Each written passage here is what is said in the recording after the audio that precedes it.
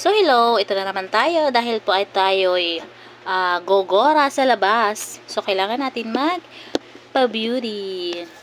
So ayan, dahil nakapaglagay ng aking lotion, tapos na ako mag-apply sa aking balat. So dito naman sa ating mukha. So una ko lalagay ay ito. Vimish Babe. So marami nagsasabi na maganda raw ito sa balat. Kasi pag nilalagay ko siya sa mukha is marami nakakapansin na okay daw siya. Marami nagsasabi na maganda raw siya gamitin. Kaya marami nagtatanong kung ano daw ang nilalagay ko sa aking mukha. So akala nila nag-ano ako ng rejuvenate. Akala nila gumagamit ako ng rejuvenating. Yun di ba yung mga bumabakbak yung mukha. So yan. Hindi nila alam yung cream lang. So, sinasabi ko naman na cream lang yung nilalagay ko. Yan. So, yan, maglagay na tayo ng cream. Wala nang pa-chika-chika. Ganyan-ganyan lang. Matipid siya gamitin, guys. Kalidi Love. So, matipid siya gamitin kasi ganyan-ganyan lang naman ako. Patak-patak lang. Parang pumapatak-patak lang yung ano. Pero paubos na siya kasi matagal. Ay, dapat pala naglagay muna ako ng ano para hindi imutim yung. Dapat kasi naglalagay muna ako ng ito SPF. Kaso nakalimutan ko ngayon lagyan. Kasi dapat pala, pag lumalabas tayo na once mainit, bago tayo maglagay ng cream is maglagay muna tayo ng ito, para sa ating balat. Yung may mga SPF. Yung sun protection. Yan. Kaso nakalimutan ko maglagay kaya okay lang. Kasi malapit lang naman eh. Hindi naman masyadong mainit ngayon. Kaya okay lang. Yan. Ganyan lang naman yun. Pero dapat bago ka maglalagay nito, kailangan tuyo yung balat na paglalagyan mo sa mukha mo. Kunti na lang siya, kaya parang pinipilit ko na lang siyang palabasin. Kasi matagal. Matagal na to sa akin. So, mag-order na lang ako ulit. Ayan. Alam nyo, mga kalilila talagang bakit tayo ma-open? Learn more. Maluya ang signal. So, ayan, habang na tayo nag-open ang ating Gcash dito sa kabila kasi ay magpapakash in. So, lagay-lagay muna tayo. Kasi ang oras ng aking ngayon ay is 13, ano na yata? May git na 10 AM. Ayan.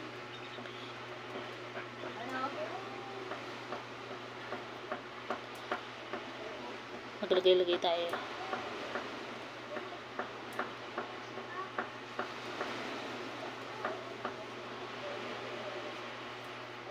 Matipid siya gamitin.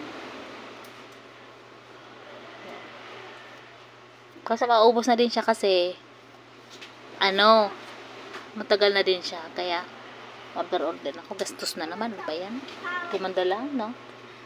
Sabi nga nung mga nasa pageant, di ba yung sumikat na line na kung gusto mong gumanda, gumastos ka.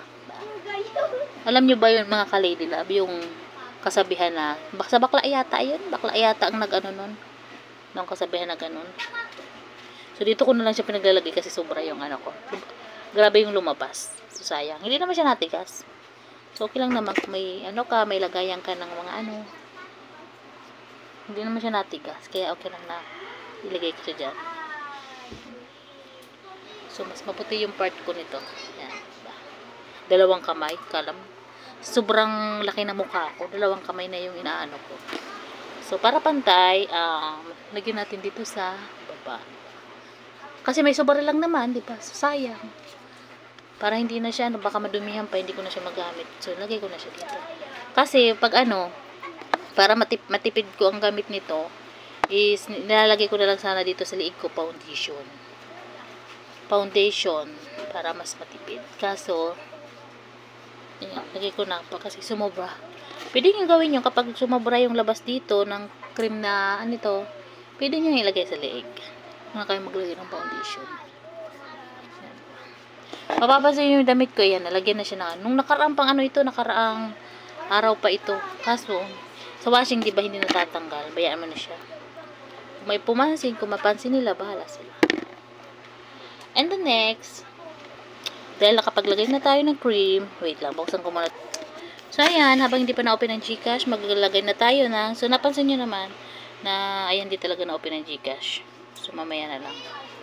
So, maglagay na tayo ng eyebrow. Yun. Pagkatapos ko maglagay ng cream, ito naman eyebrow. Kasi wala akong kilay.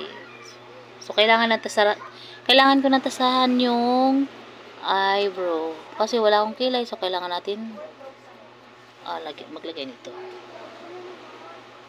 Kaya, swerte yung mga pinagpala na makapal yung kilay. Kasi ahit-ahit na lang sila, yung may makeover na lang kanilang kilay. Mag-aano na lang sila ng design. Hindi na nila kailangan gumamit nito. Okay na yan. Ayoko din naman masyadong makapal.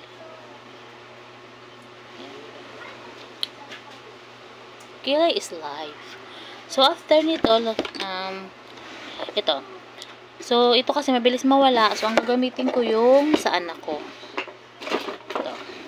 Ito kasi kunti lang. Ito, Liquid Matte lipstick. So, ito kasi kunti lang. Ginaganyan ko lang siya eh.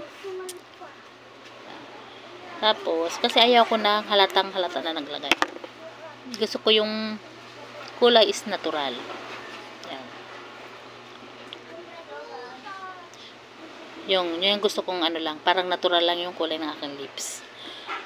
So, yun, tapos na po. Ganyan lang naman po ako maglagay ng sa mukha. Simpleng-simple lang. So, minsan, pag gusto kong papulahin yung pero okay na yan. Kasi, kukuha lang naman ako ng load. Release load. So, hindi naman ako pupunta sa pageant or sa pagandahan. So, kukuha lang naman ako ng release kasi nag-loan ako sa micro. So, yun, kala mo ko saan pupunta, no? Tapos yung pala, kuha lang ng inutang na pera. Yun, and after, yun, papatuyin ko lang aking hair and meron ako ditong pink na hairband and pink na slippers. So, ganun kasi gusto kasi ko ng kulay ng minamatch ko yung color ng aking suot sa aking kulirete sa katawan.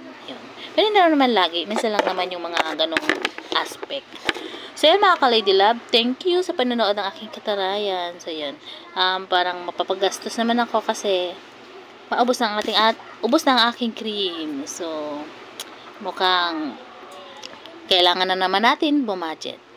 So, bagay, magana naman tayo ng release naman tayo ng low. So, maraming bayarin. So, yun, hindi ko na ikakwento yung aking mga utang. So, pinakita ko lang naman yung kung paano ako mag-retouch ng aking face. So, yun, thank you for watching. Bye!